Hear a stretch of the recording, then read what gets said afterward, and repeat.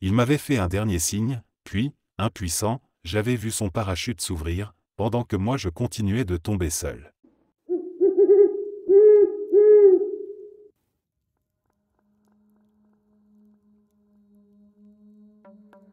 Mon père est décédé il y a 7 ans. J'ai attendu, encore et encore, un signe de lui en rêve.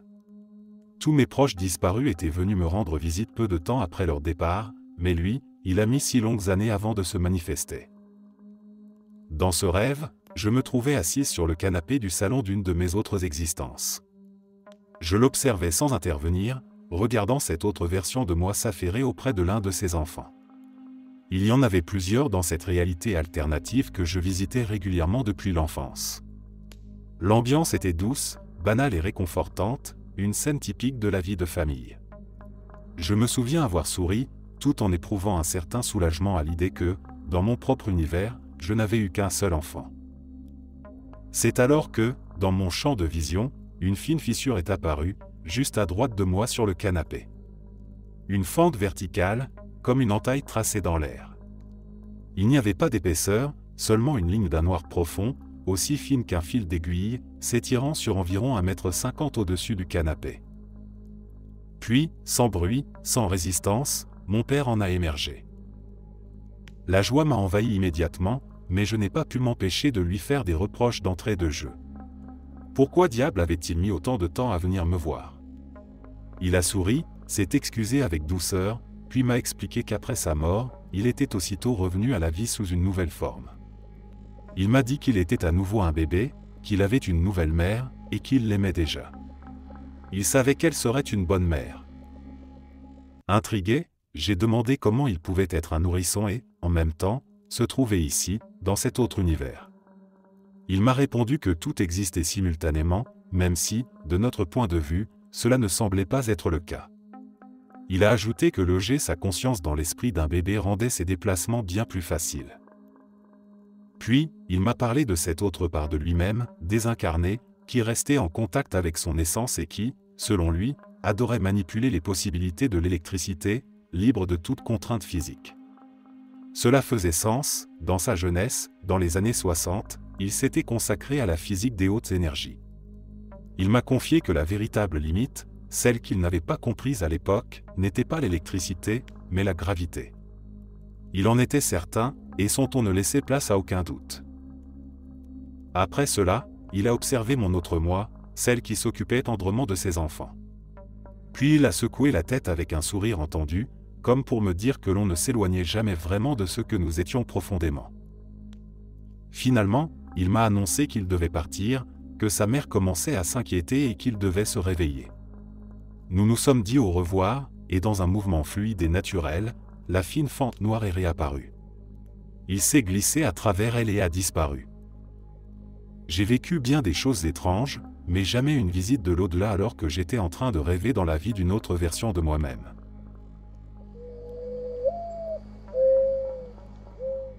Il y a quelques années, j'ai vécu quelque chose d'inexplicable, une expérience qui hante encore mon esprit aujourd'hui. Ce que je vais raconter, je ne l'ai partagé avec personne, si ce n'est une fois, par écrit, lorsque j'ai envoyé mon témoignage à un podcast qui recueille des histoires étranges et troublantes.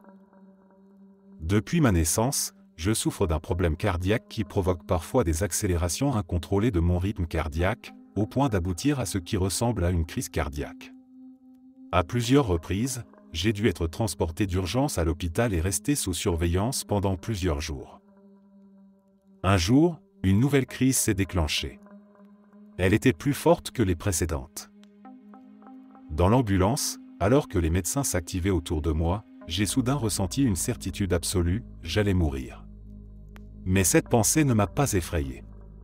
Au contraire, j'ai ressenti une étrange sérénité, comme si, à cet instant précis, j'acceptais mon sort.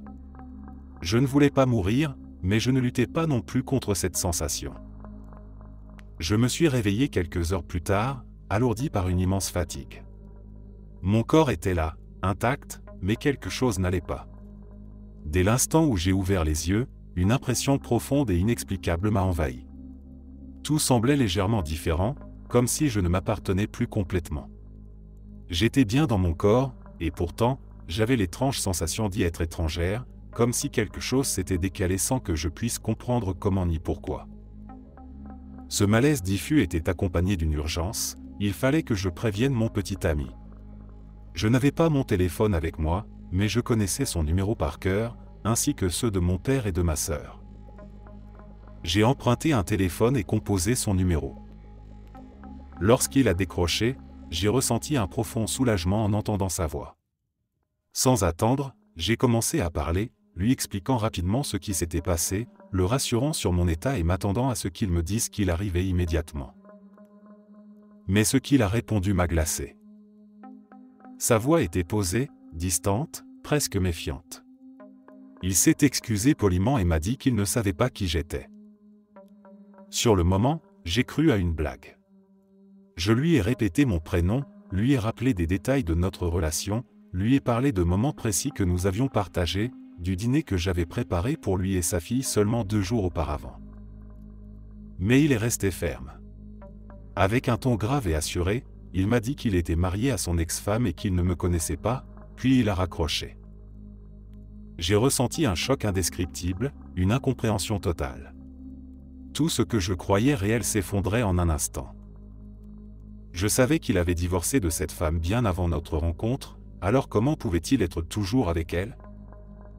De retour chez moi, le sentiment de décalage s'est intensifié. Des détails de mon appartement avaient changé. Certains objets n'étaient plus à leur place habituelle, certaines photos avaient disparu ou semblaient différentes.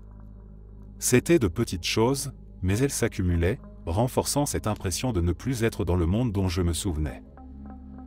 J'ai cherché son profil sur Facebook et nous n'étions même plus amis. Son statut indiquait qu'il était toujours marié à son ex-femme. Avais-je imaginé toute notre relation? Était-il possible que ces 6 mois n'aient jamais existé? C'était impensable. Je me souvenais de moments précis, de conversations, de détails intimes qu'il était impossible d'inventer. Je connaissais des choses sur lui, sur sa fille, sur leur quotidien, que seule une personne ayant vécu à leur côté pouvait savoir. Et pourtant, tout indiquait que cette vie que je me rappelais n'avait jamais eu lieu. Depuis cette journée, cette sensation étrange ne m'a jamais quitté. Tout semble identique en surface, et pourtant, certains souvenirs que j'ai ne correspondent pas à ceux de ma famille ou de mes amis. Dans ma mémoire, ma mère était décédée à l'âge de 44 ans. Ici, elle est morte à 50 ans. Comme si, dans cette réalité, elle avait vécu quelques années de plus. Depuis cette expérience, j'ai sombré dans une profonde dépression. J'ai perdu l'homme que j'aimais, non pas à cause d'une rupture, mais parce qu'il ne se souvenait même pas de moi. J'avais cette conviction terrible d'être coincé dans une existence qui n'était pas vraiment la mienne, d'avoir été projeté dans un monde presque identique, mais légèrement différent, un monde où certaines choses n'avaient pas suivi le même cours. Puis, il y a environ 2 mois, j'ai décidé de m'inscrire sur Tinder et c'est là que je suis tombé sur son profil. Nous avons matché. Nous avons commencé à parler et aujourd'hui, nous sommes de nouveau ensemble. Mais cette fois, pour lui, c'est la première fois, il ne se souvient absolument pas de moi. J'ai 6 mois de souvenirs d'une relation qui, pour lui, n'a jamais existé. Pourtant, il m'a confié qu'il avait l'impression de reconnaître ma voix, sans savoir pourquoi. Je n'ai encore rien dit mais je ne sais pas si je le ferai un jour. Comment pourrait-il me croire?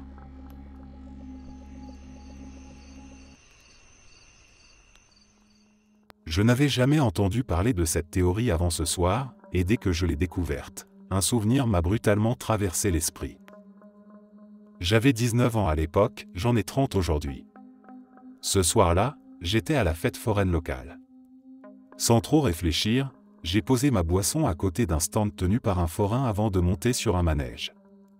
En redescendant, j'ai repris mon verre et j'ai remarqué que le bouchon n'était pas bien remis, ce qui ne me ressemblait pas du tout. Peu après, mon ami et moi avons décidé de partir, chacune dans son véhicule. Ce qui est étrange, c'est que je ne me souviens plus du trajet après environ 4 ou 5 minutes de conduite. Pour donner un peu de contexte, je ne consommais ni drogue ni alcool, ou alors très rarement lors des fêtes en plein air. J'ai toujours été du genre à ne boire que du Powerade, peu importe l'occasion. Sur la route du retour, la seule chose dont je me souviens clairement, c'est avoir perdu le contrôle de ma voiture et être sorti de la route, finissant dans un de ces fossés profonds. Puis, j'ai entendu une voix me demander si j'allais bien et dire qu'elle allait chercher de l'aide. Après ça, plus rien. Quand j'ai repris conscience, j'étais chez moi, allongé sur mon canapé. Le lendemain matin. Comme si de rien n'était. Ma voiture, elle, était intacte, comme si rien ne s'était passé. Sur le moment, j'ai pensé que j'avais simplement eu un de ces moments où l'on oublie une partie du trajet et fait un micro-rêve étrange. Mais depuis ce jour-là, quelque chose me trouble. Les souvenirs que j'ai d'événements passés ne correspondent pas toujours à ceux de mes amis. Des détails de mes séries préférées ont changé, comme si certaines scènes n'avaient jamais existé. Des petites incohérences, imperceptibles pour les autres, mais qui me sautent aux yeux. Et maintenant, cette question ne me quitte plus, est-ce que j'ai réellement eu un accident cette nuit-là? Est-ce que j'ai été drogué et suis morte dans ce fossé, pendant qu'un inconnu regardait un jeune de 19 ans s'éteindre sous ses yeux?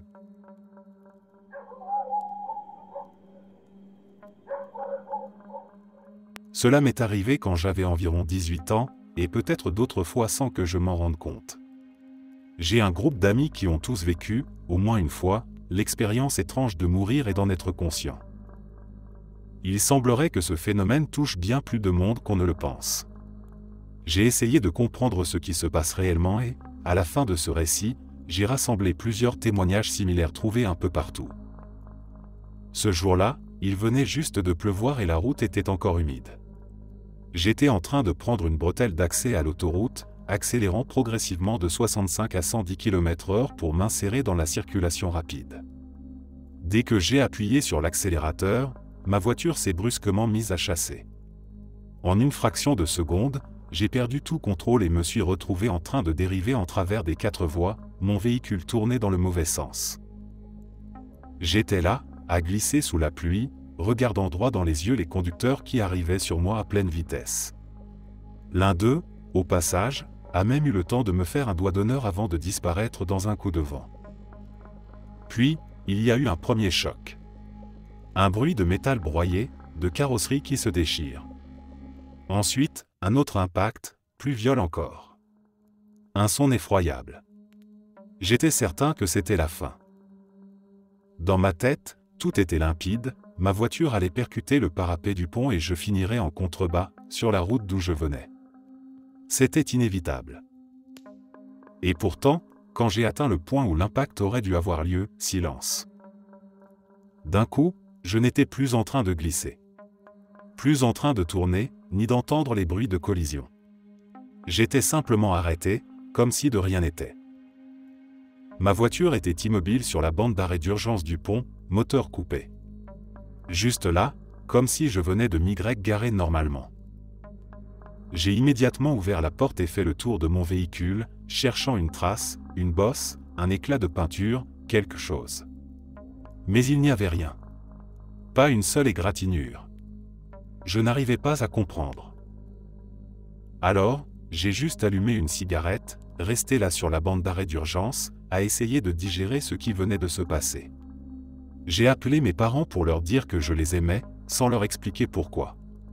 Puis, j'ai repris la route et je suis allé à mon premier rendez-vous avec celle qui allait devenir ma femme. Je n'ai jamais trouvé de réponse rationnelle à ce qui m'est arrivé ce jour-là. Mais c'est, sans aucun doute, l'expérience la plus étrange de ma vie.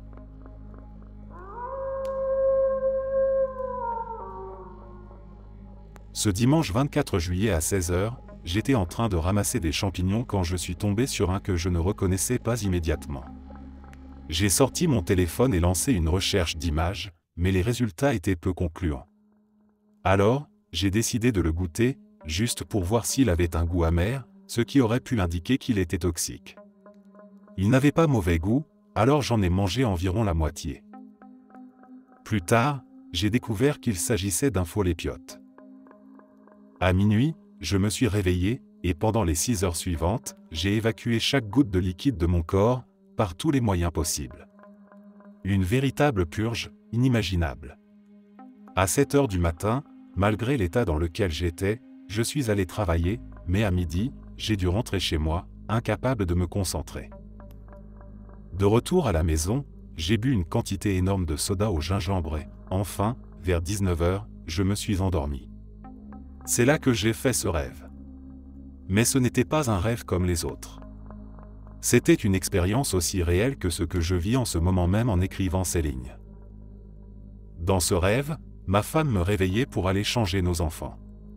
Je me levais du lit, prenais le premier dans son berceau et réalisais que sa couche débordait littéralement. Découragé, je me disais que j'allais vérifier l'autre. Je le soulevais, humais l'air et comprenais immédiatement que lui aussi avait besoin d'être changé. Je les installais tous les deux sur la table allongée et commençais à les changer en même temps. Lingettes, talc, couche propre. Une fois terminé, ils sentaient bon, ils étaient propres. Je leur donnais un baiser chacun, les reposais dans leur berceau, refermais la porte et retournais dans ma chambre. Je me glissais dans le lit, à côté de ma femme, fermais les yeux et je me réveillais. Mais pas dans ce rêve, dans cette réalité. Mes vêtements étaient trempés de sueur, comme si je pouvais les essorer sur le sol. Pourtant, je me sentais incroyablement bien, mieux que je ne m'étais senti depuis des années. Ce rêve m'a marqué profondément. Je peux encore voir les visages de mes enfants. Je me souviens de l'amour immense que j'ai ressenti pour eux. Je ne sais pas quoi en penser. J'ai déjà été malade auparavant, mais je n'avais jamais vécu une fièvre délirante, et jamais un rêve aussi réel. J'y avais tous mes sens.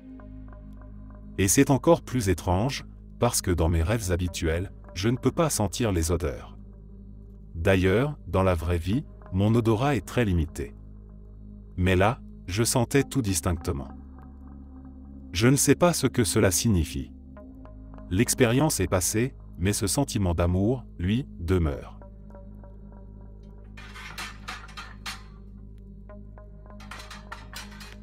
J'ai eu l'impression qu'une bombe venait d'exploser. Mon petit ami venait de partir, son avion venait de décoller après un festival de musique, et moi, j'étais allongé sur le sol de mon salon quand j'ai senti quelque chose d'énorme se produire. Comme une explosion, une onde de choc qui m'a traversé. J'étais déjà au sol quand c'est arrivé, mais j'ai eu la sensation d'être déchiré en deux et projeté encore plus bas. Mon étoile a littéralement disparu. J'avais l'un de ces projecteurs de lumière étoilée, et après cette bombe, il n'était tout simplement plus là. Comme s'il n'avait jamais existé. Depuis cet instant, tout a changé, et j'ai passé beaucoup de temps à essayer de bien faire les choses, à essayer de retrouver ce que j'avais perdu. Mais aujourd'hui encore, j'ai l'impression de ne pouvoir en parler à personne. Est-ce dans mon intérêt d'accepter et d'avancer? Si ma lumière n'avait pas disparu, je pourrais me convaincre que tout ça n'était que dans ma tête. Mais tant de choses se sont produites depuis. J'ai l'impression qu'il y avait un moment où j'aurais pu retrouver mon chemin, mais que je l'ai raté. Comme si j'avais eu une chance de revenir et que je l'avais gâché. Si quelqu'un a déjà vécu quelque chose de similaire ou peut comprendre ce que je ressens, j'aimerais vraiment le savoir. J'essaie d'aller de l'avant, mais une partie de moi reste accrochée à cette idée que j'ai manqué mon bateau. J'étais rentré de l'université pour l'été afin de passer du temps avec ma famille. Un jour, j'ai demandé à ma mère si je pouvais emprunter sa voiture pour aller rendre visite à mes amis qui étaient restés au dortoir pendant les vacances. Elle m'a dit que je pouvais la prendre, mais que je devais être de retour avant 10 h le lendemain matin, car elle en avait besoin. Mon université était à environ 1 heure de route de chez moi, dans des conditions normales. Certains de mes amis faisaient le trajet en 45 minutes, et le record dont j'avais entendu parler était de 35 minutes en pleine nuit, sans circulation, en roulant comme un fou. Je suis arrivé chez mes amis en début de soirée, et on a décidé de descendre au casino qui se trouvait à une trentaine de minutes de route pour passer la nuit ensemble. On était un groupe de 5, 2 de mes colocataires, 2 autres amis du dortoir et moi. On a passé un bon moment à jouer aux machines à sous, sans vraiment voir le temps passer. Quand on a enfin décidé de rentrer, on a traversé le hall et réalisé qu'il faisait déjà matin. Il était environ 5 h et une pluie torrentielle s'abattait dehors. Impossible de voir les premières rangées de voitures garées devant l'entrée tellement l'averse était dense. On a attendu une trentaine de minutes que la pluie se calme un peu, puis on a pris la route. Le trajet de 30 minutes jusqu'au dortoir s'est déroulé sans encombre, mais une fois arrivé, vers 6 heures, il s'est remis à pleuvoir à verse. Sachant que je devais rendre la voiture à ma mère, j'ai décidé d'attendre que la pluie faiblisse. Mais à un moment, je n'avais plus le choix, je devais partir. Il était 7 heures quand j'ai quitté le dortoir. Mon colocataire, qui était resté éveillé avec moi, a vérifié l'heure en me disant au revoir. J'ai marché jusqu'à ma voiture et j'ai pris la route. Épuisé après cette nuit blanche, je me suis dit que je tiendrais le coup en allumant la radio sur ma station préférée, en ouvrant la fenêtre pour prendre l'air et en allumant une cigarette. Encore une fois, je le répète, ne conduisez pas quand vous êtes fatigué. À peine une dizaine de minutes après mon départ, la pluie s'est intensifiée. Un rideau d'aussi dense que mes essuie-glaces, pourtant au maximum, ne semblait plus servir à rien. La monotonie de la pluie, le bruit régulier des gouttes sur le pare-brise, ça a commencé à m'hypnotiser. Mes paupières devenaient lourdes. Et puis, tout a basculé en l'espace de quelques secondes. Je ne sais pas comment l'expliquer.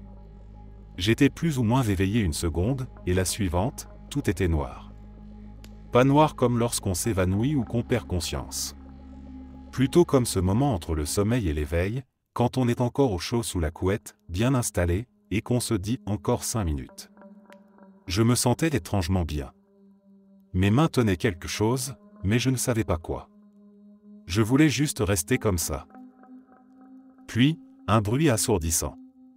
Un son métallique, un fracas terrifiant, comme 2 plaques d'acier entrant en collision. J'ai ouvert les yeux en sursaut. La première chose que j'ai vue, c'était une vague massive d'eau qui fonçait sur mon pare-brise. Le choc a été violent.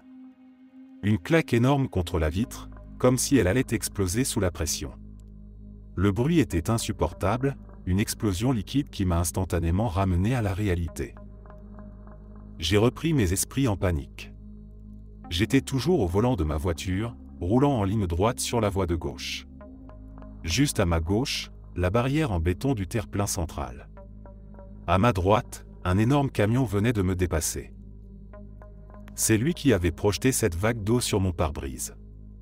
Mon cœur battait à tout rompre. Je me suis frotté les yeux, j'ai relevé le volume de la musique et j'ai gardé la fenêtre grande ouverte pour sentir la pluie me gifler le visage. Il fallait absolument que je reste éveillé. Mais une pensée m'a frappé de plein fouet, j'aurais dû mourir. J'ai failli m'endormir en pleine autoroute sous une pluie battante, entre un camion et un mur de béton. Et pourtant, j'étais là.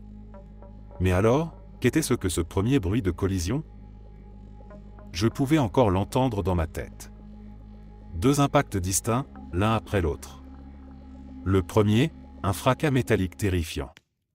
Puis, une seconde plus tard, le bruit de la vague s'écrasant contre ma voiture. Mais ce n'était même pas la partie la plus étrange. Avec la pluie qui rendait la visibilité quasi nulle et la nécessité de rouler bien en dessous de la vitesse normale, j'aurais dû mettre au moins 2 heures pour rentrer. Je m'attendais à arriver vers 9 heures, voire plus tard. Le reste du trajet s'est déroulé sans incident. J'ai fini par atteindre l'immeuble de mes parents, suis entré dans le parking souterrain et ai conduit jusqu'à notre place tout au fond. Je suis sorti, et pris l'ascenseur jusqu'au 19e étage et traversé le long couloir jusqu'à l'appartement, puis me suis écroulé sur mon lit, complètement vidé. Avant de sombrer dans le sommeil, j'ai envoyé un message à mon colocataire pour lui dire que j'étais bien rentré. Puis, plus rien. Quand je me suis réveillé, j'ai découvert une série de messages paniqués de sa part. J'ai mis du temps à comprendre de quoi il parlait, jusqu'à ce que je voie l'heure du message que je lui avais envoyé en arrivant chez moi. 7h20, c'était impossible. J'avais quitté le dortoir à 7h. Il était physiquement inconcevable de parcourir 90 km en 20 minutes, encore moins sous une pluie battante, sans visibilité, en luttant pour ne pas m'endormir. Et pourtant j'étais là.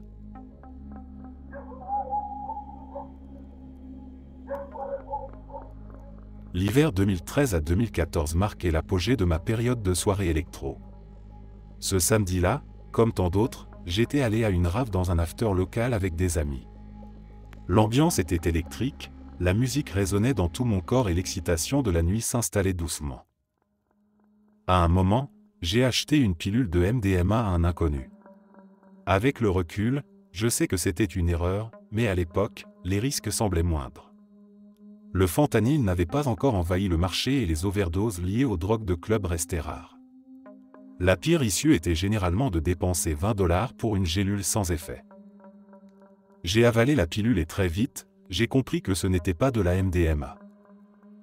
Les couleurs sont devenues plus intenses, presque trop saturées, comme si le monde entier était passé sous un filtre surréaliste. Les visages des gens autour de moi ont commencé à se déformer, leurs traits s'étiraient et se tordaient, leurs expressions devenaient menaçantes. Leurs yeux semblaient briller d'une lueur inquiétante, tandis que des formes étranges et des motifs incompréhensibles apparaissaient et disparaissaient sur les murs, pulsant au rythme de la musique. L'atmosphère elle-même paraissait animée d'une vie propre, mouvante, troublante. Et puis, plus rien. Le dernier souvenir que j'ai de cette nuit-là, c'est cette sensation d'être happé dans un vortex de sons et de couleurs. Il devait être 1 heure du matin. La seconde d'après, je me suis retrouvé debout dans les toilettes du club. Il faisait jour. Un soleil pâle filtrait à travers les fenêtres, projetant une lumière froide et crue sur le carrelage. Il devait être 9 ou 10 heures du matin. Je ne m'étais pas réveillé. Je n'avais pas émergé lentement d'un état second. Il n'y avait pas de transition, pas de sensation de temps écoulé. Une seconde plus tôt, j'étais dans l'obscurité du club, et la seconde d'après, j'étais là, immobile, comme si j'avais été placé à cet endroit sans savoir pourquoi. J'avais une gueule de bois terrible, mais aucun autre signe de malaise. Rien n'indiquait que j'avais été agressé, et toutes mes affaires étaient toujours sur moi. Lorsque je suis sorti des toilettes, le club était vide. Tout avait été nettoyé, les lumières étaient éteintes, et l'endroit était totalement silencieux. J'ai repéré mon manteau, soigneusement plié sur le bar, comme si quelqu'un l'avait déposé là en attendant que je vienne le récupérer. J'ai fini par déverrouiller la porte d'entrée et sortir dans la rue, encore engourdi par la confusion. Quand j'ai contacté mes amis, ils m'ont dit qu'ils m'avaient perdu de vue en pleine soirée et qu'ils avaient supposé que j'étais parti avec un autre groupe. Le plus troublant, ce n'est pas tant le trou noir, mais l'absence totale de cette impression de continuité que l'on ressent même après une nuit d'excès. J'ai déjà connu des blackouts, mais il y a toujours des bribes de souvenirs, une vague perception du temps qui passe, une logique qui relie les événements entre eux, même si tout est flou. Cette fois-là, il n'y avait rien. Juste une coupure nette. Comme si, d'une manière ou d'une autre, j'étais passé d'un moment à un autre sans vivre ce qui s'était produit entre les deux. Depuis cette nuit-là, une pensée s'est imposée à moi avec une insistance troublante. Et si j'étais réellement mort cette nuit-là? Et si j'avais fait une overdose et que ma conscience avait glissé dans une autre réalité? Je ne saurais dire si quelque chose a changé de manière flagrante après cet épisode. Tout semblait identique, et pourtant, une sensation indéfinissable persistait. Depuis cette période, j'ai le sentiment diffus que le monde a progressivement pris une tournure plus étrange, comme si la trame de la réalité elle-même avait subi un léger décalage.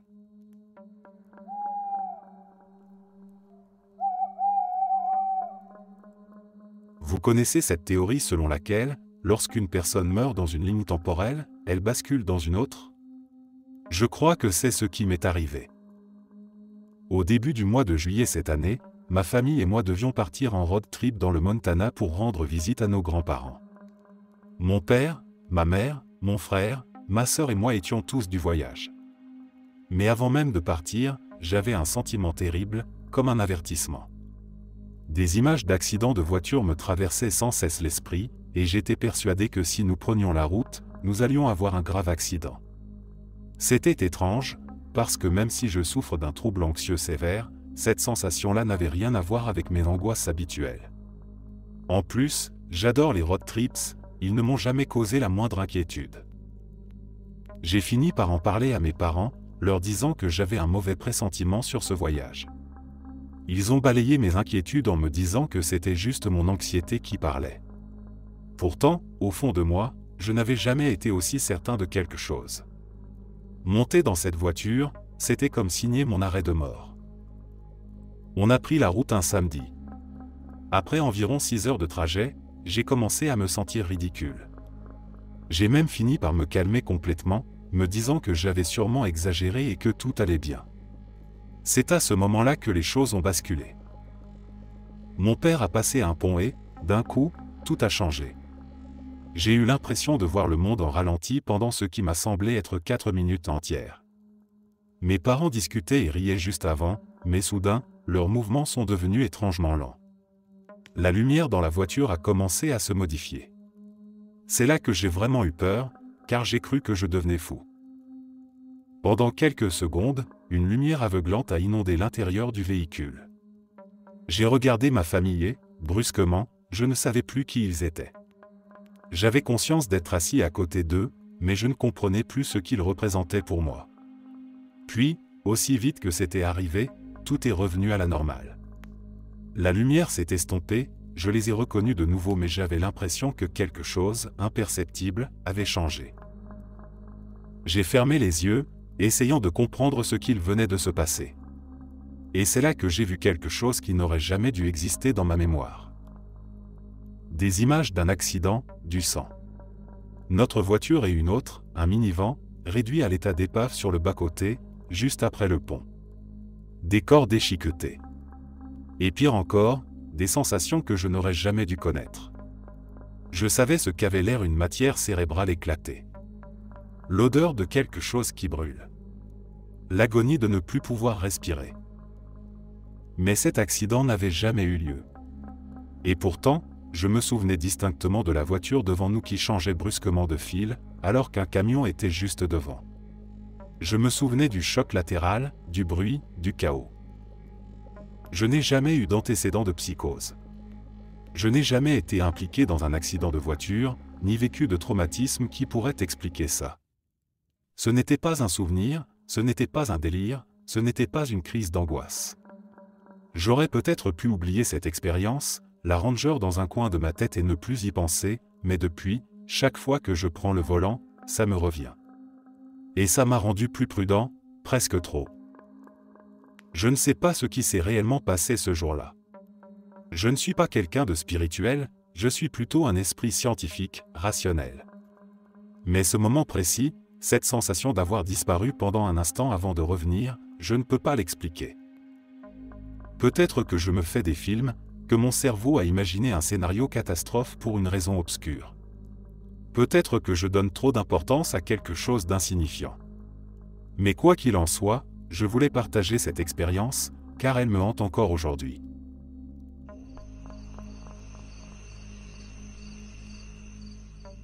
J'ai entendu beaucoup d'histoires de personnes qui, après un accident de voiture, une tentative de suicide ou autre, semblent réapparaître, comme si de rien n'était, continuant leur existence là où elle aurait dû s'arrêter. Mais une question me taraude, pourquoi reprenons-nous toujours notre vie au lieu de simplement mourir? Pourquoi ne pas être réincarné en quelqu'un d'autre, dans une autre époque, une autre réalité? J'ai une théorie. Et honnêtement, je la trouve assez sombre et dérangeante. Et si nous étions immortels? Pas dans le sens où notre corps physique perdurerait, mais plutôt dans une boucle perpétuelle de notre propre existence. Lorsque nous mourrons prématurément, comme dans un accident ou un suicide, nous revenons quelques instants avant cet événement fatal, comme si l'univers nous refusait la sortie. Mais quand nous atteignons la fin naturelle de notre vie, lorsque nous mourrons de vieillesse et si nous recommencions tout depuis le début? Reprenons notre première respiration, revivons notre naissance, revoyons notre enfance, chaque étape de notre vie, encore et encore, sans jamais y échapper. Pas de nouvelle incarnation. Pas de renaissance en une autre personne. Juste nous, condamnés à revivre cette même vie pour l'éternité, en répétant les mêmes erreurs, en ressentant les mêmes joies, en traversant les mêmes épreuves, encore et encore, dans un cycle sans fin. Cela expliquerait le phénomène du déjà-vu. Ce sentiment étrange d'avoir déjà vécu un moment précis, non pas parce qu'il ressemble à un souvenir, mais parce qu'il s'est réellement produit. Non pas une fois, mais un nombre incalculable de fois. Et si cette impression allait encore plus loin? Personnellement, lorsque je ressens un déjà-vu, ce n'est pas seulement l'instant présent qui me semble familier. J'ai aussi la sensation d'avoir déjà eu ce même déjà-vu auparavant. Comme une boucle dans la boucle, une mémoire qui dépasse mon existence actuelle. Je sais que certains postes peuvent être supprimés lorsqu'ils sont perçus comme le fruit d'un état altéré. Mais cette théorie m'est venue sous l'influence des champignons hallucinogènes, et même une fois redescendue, elle me semble toujours avoir un sens. Ce n'est pas juste une illusion passagère, mais une réflexion profonde sur la nature de notre réalité. Et si nous étions piégés dans cette vie, à jamais?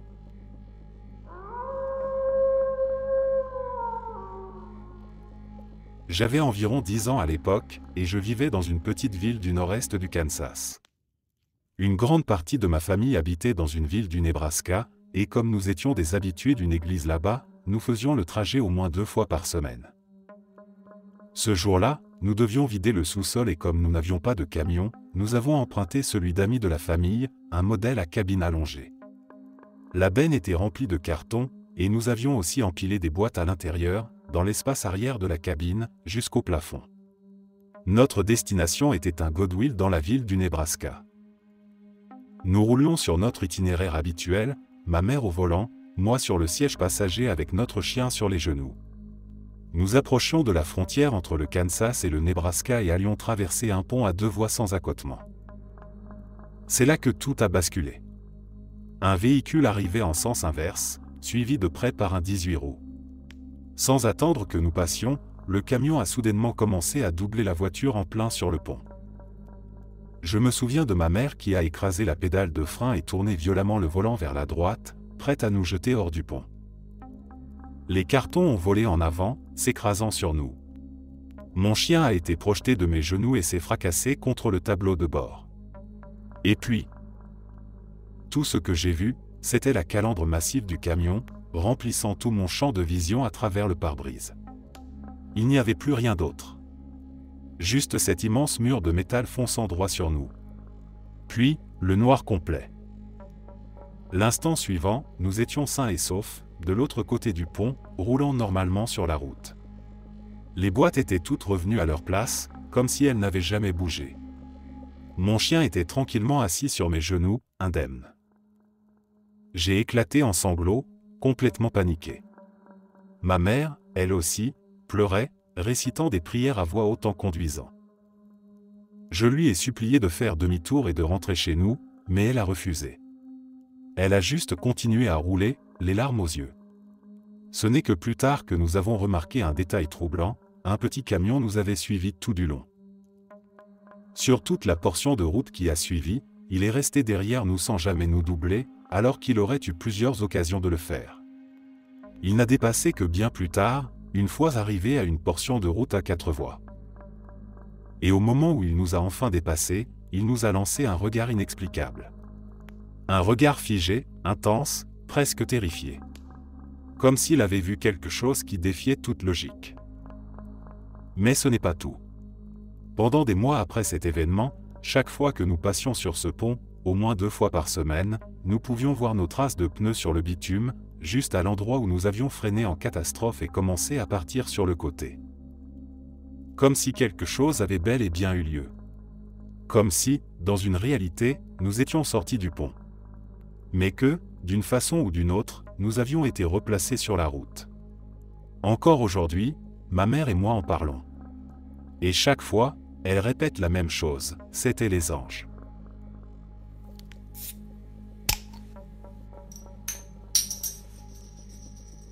Il y a environ 3 semaines, j'ai été hospitalisé après une tentative de suicide. Pendant mon séjour, j'ai essayé à nouveau. Cette fois, ils m'ont sédaté. Sous l'effet des sédatifs, tout a basculé. Je délirais, je vomissais sans pouvoir m'arrêter, une nausée insupportable me traversait de part en part, mais je ne pouvais rien dire. Je voyais des choses qui n'existaient pas, des images incohérentes qui me faisaient perdre pied. Je ne sais même pas comment j'ai réussi à m'endormir.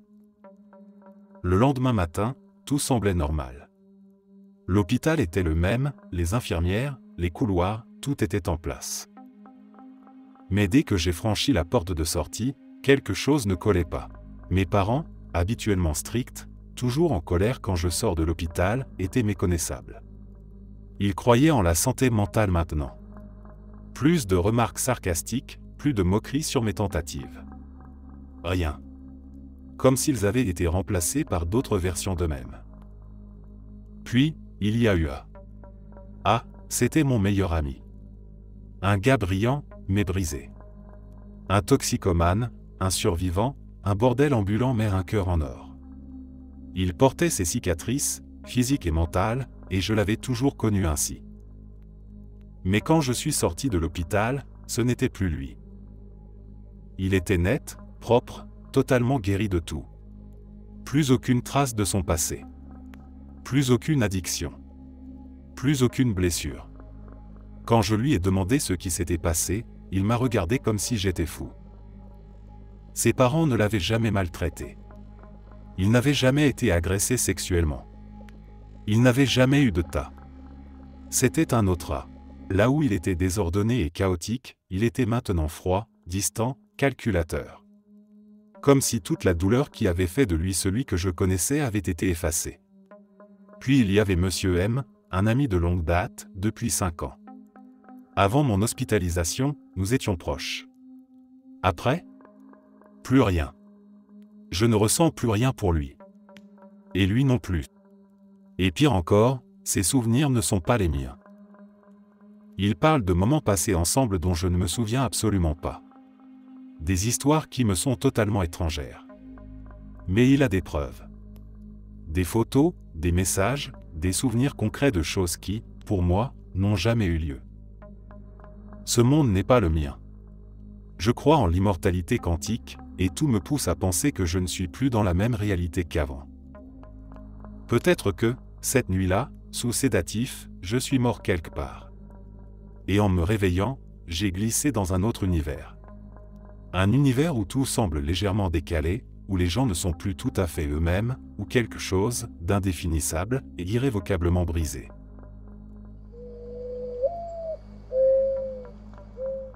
J'ai la certitude d'être mort au moins 2 fois. Peut-être même 4. Mais de celle dont je suis absolument certain, la première a eu lieu en 1998, la seconde autour de 2018. La première fois, mon meilleur ami et moi roulions sur des routes de gravier, en pleine nuit, dans une zone rurale du Dakota du Sud. Il y avait environ 60 km entre les deux villes les plus proches, et nous étions en plein milieu de nulle part. Je roulais bien trop vite. En arrivant en haut d'une petite montée, je me suis rendu compte qu'un croisement en T nous attendait en contrebas, on pouvait tourner à gauche ou à droite, mais en face, il n'y avait qu'une longue allée menant à une ferme. Après quelques dizaines de mètres, l'allée disparaissait dans un champ de maïs à perte de vue. Je me souviens très distinctement d'avoir lâché un « oh merde » avant d'écraser la pédale de frein. Mais il était déjà trop tard. Nous avons foncé à toute vitesse dans les plants de maïs, les tiges épaisses se brisant sous l'impact. C'était assourdissant, une véritable tempête de bruit et de chaos. Le claquement des tiges contre la carrosserie, la sensation de perte totale de contrôle, tout ça était si intense que c'en était presque irréel. Puis plus rien, le noir complet. Le souvenir suivant, c'est moi, assis à un stop, sur une route parfaitement calme. Juste le léger ronronnement du moteur. Pas un bruit, pas un mouvement, comme si l'univers s'était figé autour de nous. C'était une sensation indescriptible, comme si mon cerveau essayait de rattraper quelque chose qu'il avait oublié. J'étais complètement désorienté. Aucun souvenir du moment où nous avions quitté le champ de maïs. C'était comme si la voiture s'était volatilisée avant de réapparaître ici, plusieurs kilomètres plus loin, à l'intersection où nous devions tourner pour rejoindre l'autoroute principale. Je me suis tourné vers mon ami et j'ai lâché « C'est quoi ce bordel ?» Il avait la même expression d'incompréhension sur le visage. Après quelques secondes de silence, il a juste haussé les épaules et murmuré « Je crois qu'on doit aller à gauche. » J'ai eu besoin de sortir de la voiture pour retrouver mes repères. Je me suis orienté avec l'étoile du Nord, histoire d'être sûr de la direction que nous devions prendre. Tout semblait normal, mais un malaise persistant refusait de me lâcher. Nous avons fini par rejoindre mon appartement et nous sommes allés dormir. Le lendemain matin, en reprenant la route vers l'université de mon ami, nous avons fait un arrêt pour faire le plein. Comme toujours, j'ai ouvert le capot pour vérifier l'huile. Et c'est là que mon cerveau a explosé. Le compartiment moteur était bourré de tiges de maïs. À cet instant précis, tout m'est revenu d'un coup. L'accident, la course folle dans le champ, le bruit infernal, le choc. J'ai senti mes jambes devenir molles sous moi. Mon ami est venu voir, et au moment où il a aperçu le maïs coincé dans le moteur, son visage a blêmi. « Tu te souviens ?» a-t-il demandé.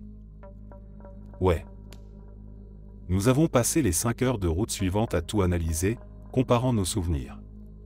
Nos récits concordaient parfaitement. Mais le plus étrange, c'est que je n'ai jamais retrouvé l'endroit où cet accident a eu lieu. J'ai cherché, refait les mêmes routes, examiné les images satellites. Rien. Comme si cet endroit n'existait pas dans cette réalité. La deuxième fois, j'étais seul, en pleine nuit, en train de prendre des photos d'un orage. Je m'étais garé sur une route de campagne, non loin des lignes à haute tension qui alimentaient la ville où je vivais. Le gros de l'orage était encore à plusieurs kilomètres, et là où j'étais, il ne pleuvait même pas. J'ai fini mon café, puis je suis sorti pour fumer une cigarette et me soulager sur le bas-côté. C'est là que j'ai senti l'air changer. Un picotement intense a parcouru ma peau. Mes cheveux se sont dressés sur ma tête. Un silence absolu a envahi l'atmosphère. J'ai immédiatement compris ce qui allait se passer. J'ai juste eu le temps de crier avant qu'un éclair n'explose dans un fracas indescriptible. Une lumière aveuglante. Une détonation monstrueuse. La seconde d'après, j'étais à nouveau assis dans ma voiture, tenant mon café presque plein dans ma main. Comme si je venais tout juste d'arriver. Je ne comprenais rien. Juste une sensation étrange, un déjà-vu d'une intensité terrifiante. J'ai avalé une gorgée de café, ouvert la portière pour sortir, et au même instant, à environ 1 kilomètre de là où j'étais auparavant, la foudre a frappé les lignes électriques avec une violence inouïe. J'ai vu l'éclair descendre, bondir sur le sol sous les pylônes, j'étais censé être là. J'étais censé mourir là, mais j'avais sauté ailleurs, à l'abri, quelques secondes avant l'impact. Depuis, j'ai eu d'autres expériences qui me font penser que j'ai peut-être encore disparu et réapparu plusieurs fois, mais elles sont plus ambiguës. Ce que je sais, c'est que je ne suis pas le seul. J'ai entendu beaucoup de témoignages de personnes qui ont vécu des événements similaires. Des accidents dont elles se sont miraculeusement sorties sans comprendre comment. Des moments où la réalité semble avoir sauté ou s'être réajustée. Et puis, j'ai découvert un terme pour décrire cela, l'immortalité quantique. Si vous commencez à en parler autour de vous, vous serez surpris de voir combien de gens ont eu des expériences où quelque chose ne colle pas. Un accident qui aurait dû être fatal. Une mémoire floue d'un événement qui semble avoir disparu. Nous sommes peut-être nombreux à vivre et revivre nos propres existences, sans jamais franchir la véritable limite entre la vie et la mort.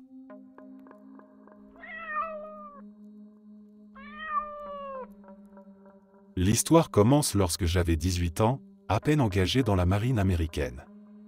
J'avais terminé le camp d'entraînement et commencé ma formation à la base aéronavale de Brunswick, en Géorgie, où la marine formait ses contrôleurs aériens. J'étais un garçon timide, solitaire, sans véritables amis. Je restais dans mon coin, absorbé dans ma routine. Quand la formation touchait à sa fin 22 semaines pour le contrôle du trafic aérien, suivi de 13 semaines supplémentaires pour le GCRA, un autre élève m'a proposé d'aller tirer en pleine campagne géorgienne. Je venais d'une ferme de l'Indiana, je n'avais pas beaucoup d'expérience et, honnêtement, je n'avais rien de mieux à faire. Alors, pourquoi pas? Nous sommes passés par l'armurerie de la base, où tout le monde pouvait emprunter des fusils de chasse. Je ne savais même pas que ce genre de choses était possible. Je n'y connaissais absolument rien. Après avoir récupéré les armes, nous avons pris la route dans sa voiture. Tout au long du trajet, il me racontait comment lui et ses amis allaient parfois tirer sur des rats dans la décharge de leur ville natale. Il parlait d'une manière qui laissait transparaître une certaine violence, un côté agressif auquel je ne m'identifiais pas vraiment. Mais j'étais là, juste pour passer une journée sans trop m'ennuyer. Nous avons roulé loin, très loin dans la campagne. À un moment, nous avons quitté la route principale pour emprunter un chemin de terre, de simples traces de roues serpentant dans un champ. Puis il a franchi une petite rigole en passant sur quelques planches bancales. Je lui ai demandé comment il avait trouvé cet endroit perdu au milieu de nulle part. Il n'a pas répondu. Il s'était brusquement renfermé et continuait à conduire en silence. Nous étions toujours en terrain découvert lorsqu'il s'est arrêté au bord d'un bois. Sans dire un mot, il a déchargé le fusil de la voiture, l'a rechargé, et je l'ai suivi lorsqu'il s'est enfoncé dans les arbres. Il fixait droit devant lui, ne me regardait pas, marchait d'un pas mesuré. J'ai commenté l'épaisseur de la végétation, bien plus dense que ce que j'avais l'habitude de voir lors de mes randonnées dans les bois de mon enfance. Mais il n'a toujours rien répondu. C'était il y a longtemps, j'avais 18 ans. Aujourd'hui, j'en ai 65. Et ce n'est qu'il y a quelques années que ce souvenir m'est revenu avec une force troublante. Comme si, soudain, je comprenais ce qui s'était vraiment passé. L'image qui me revient sans cesse est celle où je le regardais, debout dans les bois, immobile, son fusil pointé vers le sol. Il était tourné légèrement sur le côté, la tête penchée comme s'il réfléchissait profondément. J'ai longtemps cru que nous étions simplement repartis sans rien dire. Que nous avions fait demi-tour et regagné la voiture. Je me souvenais vaguement avoir demandé pourquoi nous partions si vite, sans même tirer un coup de feu. Et puis, plus rien. Aucun souvenir du trajet du retour. Mais aujourd'hui, quelque chose d'autre me hante. À ce moment précis, ce moment où il était là, figé, dans ce silence pesant. Il y a un flou. Un vide étrange. Comme si quelque chose d'indicible s'était produit.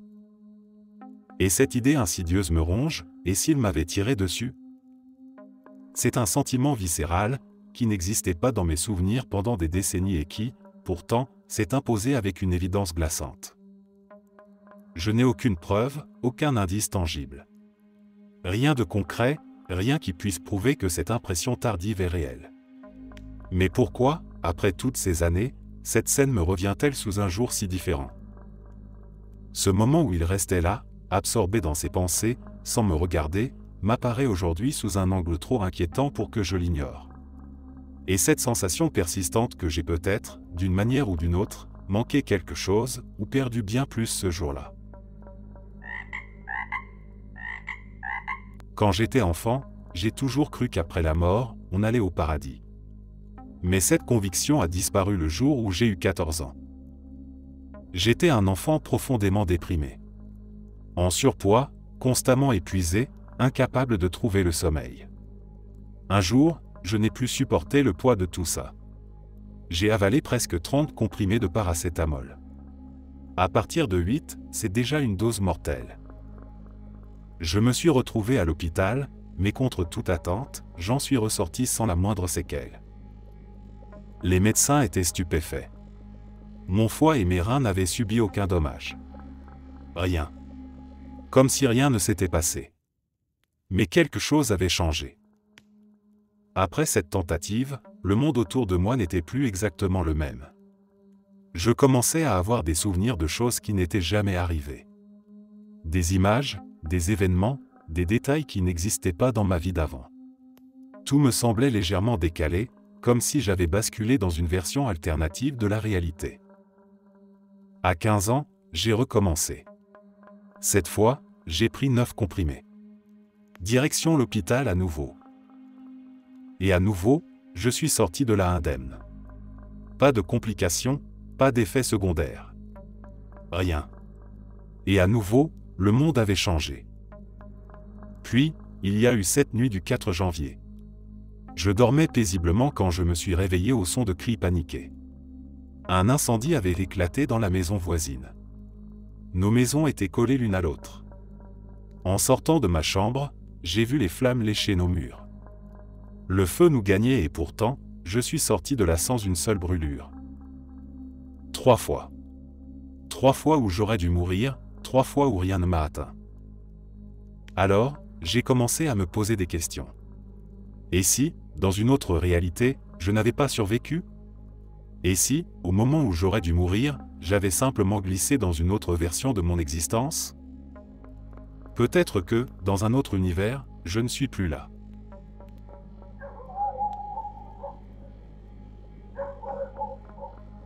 Cette histoire remonte techniquement à la nuit dernière, mais j'étais en train de commencer mon service de nuit et je n'ai eu le temps de tout poser par écrit que maintenant. Je travaille dans une station-service appartenant à une chaîne dont le nom est uniquement composé de chiffres. L'endroit se trouve juste à la lisière d'une grande zone résidentielle, pas vraiment isolée en pleine campagne, mais sans autre commerce immédiat à proximité. On n'a jamais des heures entières sans voir âme qui vive, même si ce n'est pas non plus un lieu de passage incessant. Il devait être un peu passé minuit. Avec la situation actuelle aux États-Unis, il ne reste plus grand-chose d'ouvert la nuit à part les stations-service et les bars, donc l'activité était plutôt calme. J'étais seul dans le magasin quand une voiture s'est arrêtée à l'une des pompes à l'extérieur. Une berline blanche, 4 portes, modèle relativement récent, probablement de gamme moyenne supérieure. Je ne suis pas un expert en voiture, mais elle avait l'air en bon état, appartenant à quelqu'un de plutôt à l'aise financièrement. Une femme est sortie du véhicule et s'est dirigée vers l'entrée d'une démarche étrange, comme si elle était complètement ailleurs. Son visage était livide, ses yeux fixaient quelque chose d'invisible. Elle avait l'air d'avoir vu un fantôme. Arrivée devant la porte, elle s'est figée une seconde, perdue dans le vide, avant de finalement l'ouvrir et d'entrer. Mais elle ne s'est pas dirigée vers les rayons, n'a rien cherché, n'a même pas fait semblant de vouloir acheter quelque chose. Elle s'est juste arrêtée là, au milieu du magasin, sans bouger, comme pétrifiée. Je me suis dit qu'elle sortait peut-être d'un bar, qu'elle avait trop bu ou qu'elle venait de passer une mauvaise soirée. Alors, avec mon ton habituel, j'ai lancé un simple « Bienvenue à la station, dites-moi si vous avez besoin de quelque chose ». Elle a levé les yeux vers moi et m'a demandé d'une voix tremblante la question la plus étrange qu'on m'ait jamais posée dans ce boulot, « Vous pouvez me voir, n'est-ce pas ?» Je n'ai pas vraiment su quoi répondre, alors j'ai juste dit oui. Aussitôt, elle a éclaté en sanglots, en plein milieu du magasin. Je suis sorti de derrière mon comptoir pour m'approcher, mon téléphone déjà en main au cas où il faudrait appeler quelqu'un. Je l'ai aidé à s'asseoir sur un stock de packs de soda pendant que je lui attrapais une bouteille d'eau. Peu à peu, elle a repris son souffle, puis a fini par lâcher, d'une voix encore tremblante, « J'ai cru que j'étais morte. » À ce moment-là, j'ai pensé qu'elle était peut-être sous l'effet de quelque chose, mais en la regardant de plus près, elle n'avait rien d'une toxicomane. C'était une femme d'âge moyen, qui ressemblait à n'importe quelle mère de famille du coin. Ce n'était pas vraiment le profil des paumés qu'on peut croiser plus près du centre-ville. Elle m'a demandé si elle pouvait appeler son mari pour qu'il vienne la chercher. Elle avait son propre téléphone, a composé son numéro et lui a simplement dit où elle se trouvait, sans lui donner d'explication. Il a répondu qu'il allait appeler un Uber et arriverait dès que possible. En attendant, personne d'autre n'était entré dans la station, alors je suis resté près d'elle, essayant de comprendre ce qui venait de se passer. Elle a fini par m'expliquer. Elle revenait d'un dîner avec des collègues et, en passant à une intersection que je connaissais bien, un camion avait grillé un feu rouge et l'avait percuté de plein fouet. Sauf que sa voiture était garée dehors, intacte. Elle a continué en décrivant comment l'impact avait envoyé sa voiture contre un poteau, comment elle s'était envolée avant que tout ne devienne noir. J'ai essayé de la rassurer en lui disant que sa voiture était là, qu'elle n'avait aucune trace d'accident, mais elle m'a coupé en secouant la tête. Elle se souvenait s'être réveillée un court instant dans une ambulance, puis d'avoir perdu connaissance à nouveau. Et ensuite, plus rien. Elle avait repris conscience assise au volant, à la même intersection, parfaitement indemne, attendant que le feu passe au vert. Terrorisée, elle avait roulé jusqu'à la première station-service qu'elle avait trouvée, juste pour sortir de la voiture et reprendre ses esprits. Son mari a fini par arriver. Il m'a demandé si je savais ce qui s'était passé, mais même après avoir écouté toute son histoire, je n'avais pas la moindre idée de ce que je venais de vivre. J'ai juste haussé les épaules. Elle est montée à contre-séhure sur le siège passager et ils sont partis. Depuis, j'ai eu tout le temps de terminer mon service en repensant à cette nuit surréaliste, et honnêtement, je n'arrive toujours pas à comprendre ce que je viens de voir.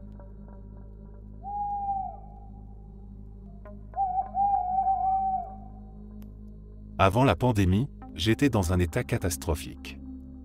Vraiment mauvais. Je luttais contre une dépression profonde, j'avais déjà tenté de mettre fin à mes jours à 2 reprises, et pour couronner le tout, j'ai été licencié dans une vague de suppression de postes massive.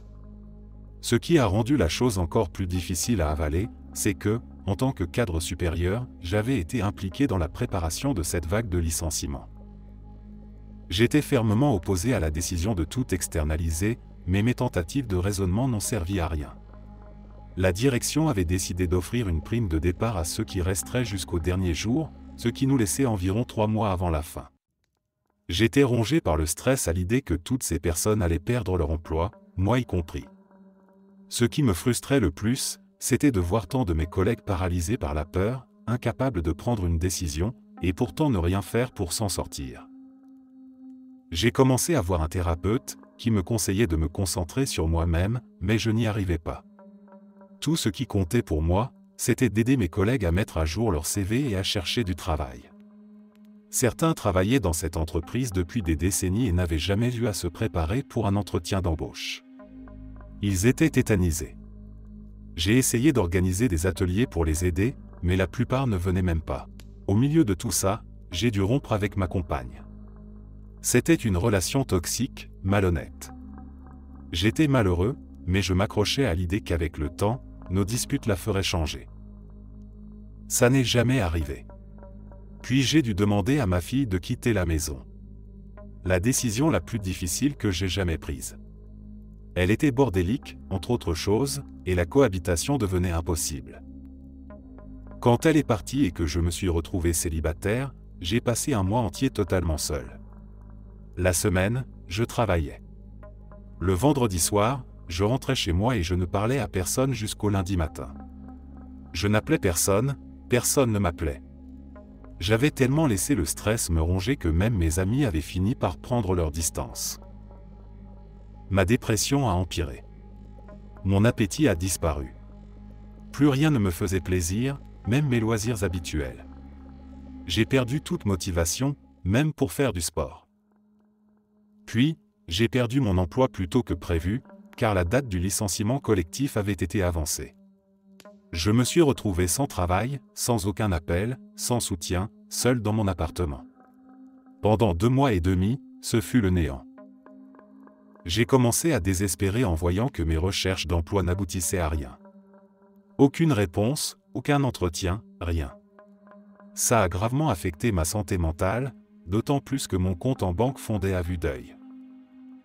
Un jour, alors que j'étais assis dans mon salon, j'ai ressenti une étrange sensation dans la poitrine. Ce n'était ni une douleur franche, ni une pression, mais quelque chose de bizarre, d'indescriptible. Puis une gêne dans le dos, une douleur diffuse dans la mâchoire. Quand les vertiges sont arrivés, j'ai compris que ça n'allait pas. J'étais seul, personne ne viendrait m'aider. J'ai essayé de me lever pour aller jusqu'à ma voiture, mais à peine debout, j'ai senti mes jambes se dérober sous moi. J'ai chuté et tout est devenu noir. Et puis tout a changé. Comme si un interrupteur avait été actionné. À l'instant où la pandémie a commencé, ma vie a basculé, mais dans le bon sens. J'ai décroché un job incroyable, avec un salaire bien au-delà de ce que j'aurais pu imaginer. J'ai rencontré la femme qui est aujourd'hui mon épouse. Nous avons quitté mon petit appartement pour une belle maison en location.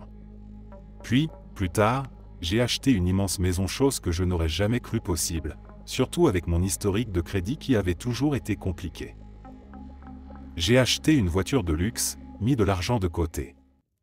Mes factures sont toutes réglées en prélèvement automatique. Et depuis, ma vie est bien au-delà de tout ce que j'aurais pu espérer. Et pourtant, je ne peux pas m'empêcher de me poser cette question, est-ce que ce jour-là, dans mon salon, je suis mort ? Ai-je quitté une réalité pour en rejoindre une autre ? Depuis cet épisode, je n'ai eu aucun problème de santé. J'ai même passé des examens cardiaques qui n'ont rien révélé d'anormal. Et pourtant, chaque fois que je pose les yeux sur ma voiture, chaque fois que je me promène dans ma maison et que je réalise tout ce qui a changé, l'idée me traverse l'esprit. Suis-je encore dans le même monde ?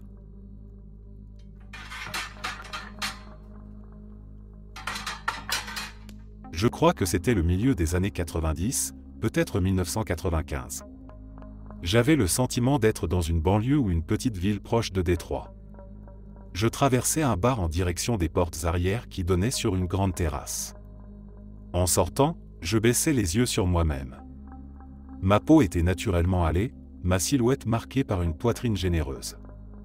Mes cheveux, de longs boucles lâches, tombaient à la hauteur de mes clavicules. Mon apparence suggérait des origines portoricaines. Je portais une robe d'été fluide aux motifs tribaux, avec de fines bretelles ornées de petites perles en bois.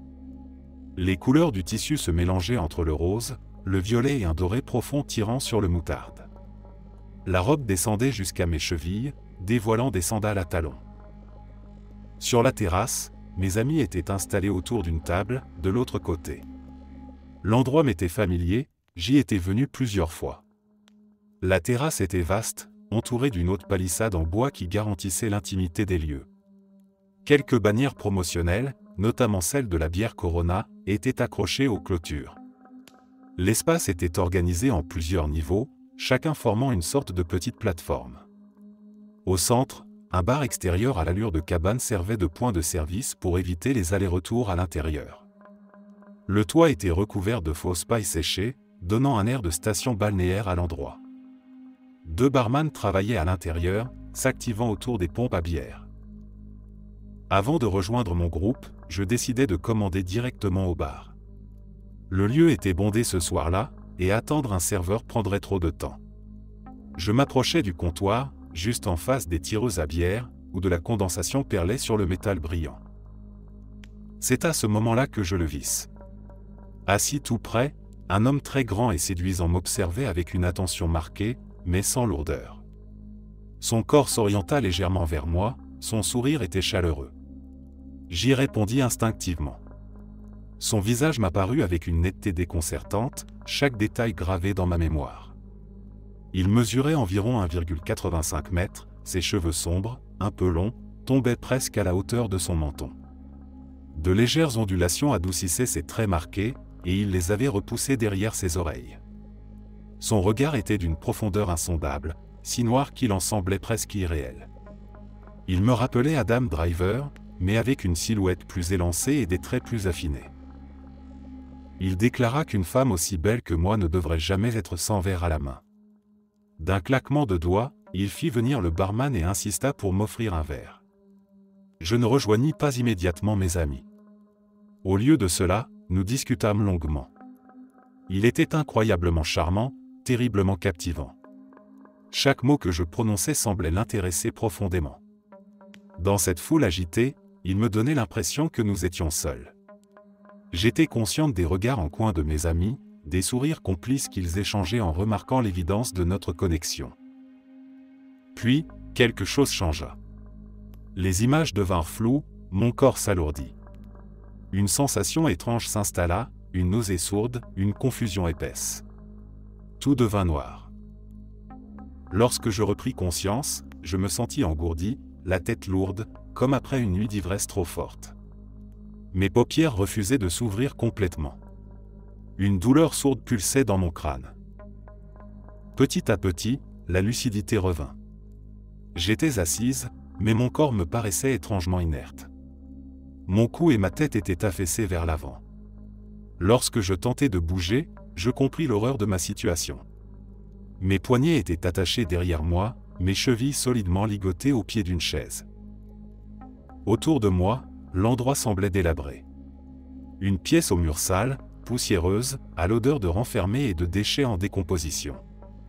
Les fenêtres étaient couvertes de vieux journaux jaunis, certains partiellement déchirés. À travers l'une d'elles, un rayon de soleil couchant filtrait, révélant les particules de poussière suspendues dans l'air. L'électricité semblait bricoler, des fils électriques pendaient du plafond. Face à moi, une autre femme était là, attachée elle aussi. Son fauteuil avait basculé sur le côté, l'allongeant au sol, toujours entravé. Elle avait de longs cheveux blonds, de grands yeux clairs. Sa silhouette robuste dégageait une force contenue, mais en cet instant, elle n'était que vulnérabilité. Du ruban adhésif bâillonnait sa bouche. Lorsqu'elle croisa mon regard, une terreur absolue passa dans le sien. Ce fut alors que je remarquai ce détail glaçant, elle portait la même lingerie que moi. Une brassière noire, un bas assorti. Ni l'une ni l'autre n'étions habillés comme lorsque nous étions entrés ici. Et puis, il apparut. Il sortait de la chambre attenante, circulant dans la pièce sans remarquer que j'étais réveillé. C'était lui, l'homme du bar. Et à cet instant, l'évidence me frappa comme une lame glacée, j'étais dans une situation sans issue, entre les mains d'un prédateur. Je tentais de me faire passer pour inconsciente, tout en testant discrètement mes liens. Le ruban semblait vieux, rigide. Avec un peu de force, il y avait une chance que je puisse arracher celui de mes chevilles. Mes poignets, eux, étaient plus solidement retenus. Il s'approcha d'elle. Elle tremblait, son regard figé sur moi, incapable de crier sous son bâillon. Lorsqu'il se pencha sur elle, un éclat métallique attira mon attention. Une lame. Grande, fine, tranchante comme un couteau à filet. Je ne pouvais qu'observer, impuissante. D'un geste brutal, il enfonça la lame dans son ventre. Lentement, il remonta, traçant une ligne cruelle et implacable. Elle ne cria pas. Elle était en état de choc, mais ses yeux restèrent ancrés dans les miens jusqu'à son dernier souffle. Le temps s'effaça. La terreur devint une entité vivante, rampante, suffocante. J'étais la prochaine. D'un coup sec, je tirai sur mes liens. Le ruban se déchira sous la force du désespoir. Je bondis vers la porte, agrippai la poignée et l'ouvris d'un geste fiévreux. Derrière moi, il se redressa brusquement, surpris. Je m'élançai dans le couloir, pieds nus sur la moquette râpeuse. Mes cris résonnèrent dans l'espace désertique. Les portes des appartements étaient closes, muettes. Chaque coup que je donnais contre elles ne renvoyait qu'un écho vide. Cet immeuble était abandonné. Derrière moi, il approchait. Je courais, toujours plus vite, jusqu'à apercevoir une porte coupe-feu au bout du couloir. Fermée, verrouillée. Je n'eus pas le temps de chercher une autre issue. Son poids me percuta, et tout s'évanouit.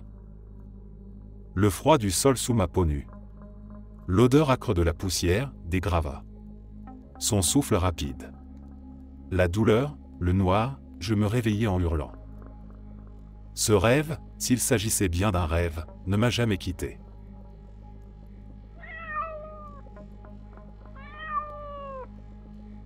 Quand j'avais environ 10 ans, j'ai subi une opération assez lourde. L'un des souvenirs les plus marquants de cette expérience, c'est la manière dont ces 14 heures d'inconscience se sont évaporées. Pour moi, elles n'ont tout simplement pas existé. Je me suis endormi et, dans l'instant qui a suivi, comme si une fraction infime de temps s'était écoulée, j'ai ouvert les yeux. Pourtant, on m'a assuré que 14 heures s'étaient bel et bien écoulées. J'ai alors compris quelque chose d'étrange et d'inéluctable. Par définition, il est impossible d'expérimenter l'absence d'existence. De nombreuses personnes plongées dans le coma pendant des années témoignent du même phénomène. Elles se réveillent des décennies plus tard avec la certitude que rien n'est passé, que l'instant précédant leur réveil est exactement celui où leur conscience s'est arrêtée. Cette observation me pousse à envisager deux hypothèses. La première serait une explication scientifique de la réincarnation. Si, à la mort, la conscience cesse, alors le temps disparaît avec elle. Il n'existe pas de sommeil éternel, pas d'attente infinie. Juste un vide où la notion même de durée perd son sens. Mais si, par une probabilité infime, dans un laps de temps inconcevable 1 trillion de trillions d'années, ou à travers un espace inconnu, dans une autre dimension, l'énergie de l'univers se réorganise et engendre à nouveau une conscience semblable à la nôtre, alors, de notre propre point de vue, nous revivons instantanément. L'instant où nous mourons devient immédiatement l'instant où nous renaissons, sans transition perceptible. L'autre possibilité serait que notre conscience suit inévitablement un fil où elle persiste coûte que coûte, trouvant toujours un chemin vers la continuité, évitant la dissolution complète. C'est précisément pour cette raison que cette réflexion m'a semblé digne d'être partagée.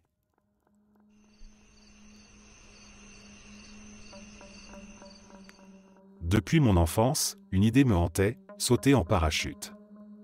L'idée de me jeter dans le vide, d'être suspendu entre ciel et terre, de sentir cette montée d'adrénaline pure, ce frisson incontrôlable, avait toujours été un rêve que je m'étais promis de réaliser un jour.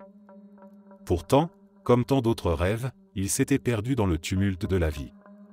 J'avais grandi, pris des responsabilités, trouvé 1000 excuses pour ne jamais passer à l'action. Peut-être une part de moi avait peur de concrétiser ce fantasme, de transformer l'imaginaire en réel, de se confronter à la réalité d'un saut dans le vide. C'est pour cette raison que mon frère, avec la complicité de mes amis, avait décidé de m'enlever toute possibilité d'hésitation. Pour mes 30 ans, ils avaient tout organisé en secret. Ce jour-là, ils m'avaient bandé les yeux, m'avaient fait monter dans une voiture et nous avions roulé un long moment sans que je puisse deviner notre destination. J'entendais leurs rires, des murmures complices, je sentais l'excitation dans l'air. Une partie de moi était euphorique, l'autre légèrement inquiète. Lorsque la voiture s'était finalement arrêtée et que l'on m'avait retiré le bandeau, mon cœur avait manqué un battement. Devant moi, un grand hangar trônait fièrement, avec des affiches de parachutisme et des avions prêts à décoller. Une vague de sensations contradictoires m'avait envahi. L'excitation d'abord, intense et pure. J'allais enfin réaliser ce rêve qui me hantait depuis tant d'années. Mais très vite, une légère nervosité s'était immiscée en moi. Ce n'était plus une simple idée lancée à la volée dans une conversation entre amis, ni un projet lointain et abstrait. J'allais réellement sauter d'un avion, me précipiter dans le vide à des milliers de mètres d'altitude. Avant le saut, les moniteurs nous avaient rassemblés pour un briefing de sécurité. Ils nous avaient expliqué tout le déroulement, nous avaient rassurés en affirmant qu'aucun accident n'était jamais arrivé avec eux. Tout était parfaitement maîtrisé, encadré, étudié pour minimiser le moindre risque. De toute façon, pour un premier saut, nous étions obligatoirement accompagnés d'un professionnel. Il n'y avait donc rien à craindre. Malgré leurs explications détaillées, mon cœur continuait à battre plus vite que d'habitude, partagé entre l'excitation et l'appréhension. Lorsque j'étais monté dans l'avion, la réalité de la situation s'était imposée avec une clarté effrayante. L'intérieur était bruyant, vibrant sous la puissance des moteurs. Autour de moi, d'autres novices affichaient des expressions variées, certains surexcités, d'autres silencieux, probablement en train de se demander ce qu'ils faisaient là. Plus l'altitude augmentait, plus mon esprit oscillait entre la joie pure et la peur viscérale. Pourtant, au fond de moi, je savais que je ne ferais pas marche arrière. Puis était venu le moment du saut. Les portes de l'avion s'étaient ouvertes, laissant entrer une bourrasque glaciale qui m'avait coupé le souffle. L'instructeur attaché à moi s'était préparé, et en quelques secondes, nous étions positionnés au bord du vide. C'était une sensation indescriptible. Juste en dessous, le monde semblait infiniment petit, réduit à une carte lointaine et silencieuse. Ils avaient compté jusqu'à 3. Et nous avions sauté. L'impact initial avec l'air avait été brutal, presque viol. Pendant une fraction de seconde, mon cerveau s'était tétanisé, incapable d'assimiler ce qui venait de se passer. Puis, une explosion d'émotions avait pris le dessus. L'euphorie, l'adrénaline, la pure ivresse de la chute libre. Je hurlais de joie, porté par cette sensation de liberté absolue. C'était bien plus intense que tout ce que j'avais imaginé. Le monde défilait sous moi à une vitesse vertigineuse, le vent hurlait dans mes oreilles, mon corps flottait entre ciel et terre dans une expérience purement extatique. Puis, quelque chose avait changé. Au début, ce n'était qu'une sensation étrange, un glissement imperceptible. Un détail qui n'aurait pas dû être là. Petit à petit, je m'étais rendu compte que je n'étais plus aussi fermement attaché à mon instructeur. C'était comme si quelque chose s'était légèrement desserré, comme si une pression familière avait disparu. J'avais tourné la tête pour le regarder, et c'est là que j'avais compris. Son visage avait changé. Son regard n'était plus celui d'un professionnel sûr de lui, mais celui de quelqu'un qui venait de voir l'impensable se produire. Ses yeux étaient écarquillés par la peur, et il me faisait des gestes frénétiques que je ne comprenais pas immédiatement. Puis, d'un coup, j'avais senti mon corps se détacher complètement. J'étais seul. L'instructeur tentait de me rattraper, mais je m'éloignais inexorablement. Le vent me projetait dans une autre direction, et en un instant, la distance entre nous était devenue trop grande. Je le voyais crier quelque chose, mais le bruit du vent était trop fort, et aucun son ne me parvenait. Il m'avait fait un dernier signe, puis, impuissant, j'avais vu son parachute s'ouvrir, pendant que moi je continuais de tomber seul. La terre se rapprochait à une vitesse inimaginable. Mon cœur battait si fort que j'avais l'impression qu'il allait exploser. J'avais essayé de bouger, d'atteindre quelque chose, mais je n'avais aucun contrôle. J'avais toujours imaginé que dans un moment pareil, on penserait à sa vie, à des regrets, à des proches. Mais il n'y avait rien, juste une terreur brute et absolue, une conscience aiguë du fait que tout allait se terminer d'une seconde à l'autre. J'avais fermé les yeux, j'avais accepté, et puis, quand je les avais rouverts, j'étais sous la douche. L'eau chaude coulait sur moi, ma respiration était haletante, mon cœur battait encore à toute allure. Tout semblait étrangement normal, comme si rien ne s'était jamais produit. J'entendais la voix de ma mère qui m'appelait depuis le salon. Mon frère venait d'arriver et voulait me parler. Je m'étais avancé, encore tremblant, et j'avais vu son visage heureux. Il m'annonçait qu'il m'avait réservé une surprise, un saut en parachute. Mon corps entier s'était figé. J'avais tout raconté, l'avion, la chute, la sensation de mourir, mais il s'était contenté de rire, pensant que j'avais juste fait un mauvais rêve. Pourtant, je savais que ce n'en était pas un. J'avais vécu quelque chose d'autre, quelque chose qui dépassait tout ce que je pouvais expliquer. En cherchant des réponses, j'avais découvert la théorie de l'immortalité quantique. L'idée que, dans un univers, j'avais peut-être réellement heurté le sol et disparu, tandis que dans celui-ci, je continuais d'exister. Une infime probabilité qui s'était manifestée d'une manière que personne ne pouvait comprendre. Depuis ce jour, je n'ai plus jamais envisagé de sauter en parachute. Et je ne remettrai jamais les pieds dans un avion pour autre chose que rester bien assis à l'intérieur. Merci d'être resté jusqu'à la fin. N'oubliez pas d'aimer la vidéo, de vous abonner et de partager vos propres histoires en commentaire. On se retrouve demain à la même heure devant ce feu.